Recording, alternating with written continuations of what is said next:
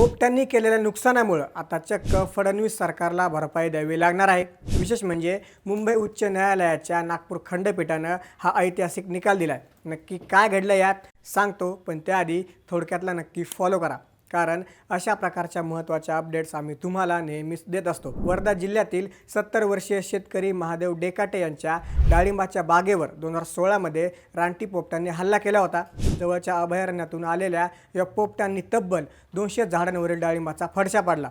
डेकाटे यांनी जेव्हा सरकारकडे नुकसान भरपाई मागितली तेव्हा सरकारने अजब युक्तिवाद केला। शासकीय नियमानुसार केवळ हत्ती किंवा गव्यांनी नुकसान केल्यासच भरपाई मिळते, पोपटांसाठी अशी कोणतीही तरतूद नाही असं सरकारचं म्हणणं होतं। मात्र हायकोर्टानं सरकारचा हा दावा फेटाळून लावला। पोपट हा वन्यजीव श्रेणीत येतो आणि जर वन्यजीवांमुळे झालेल्या नुकसानीची भरपाई मिळाली नाही तर शेतकरी त्यांना हानी पोहोचवू शकतात असं निरीक्षण कोर्टाने नोंदवलं।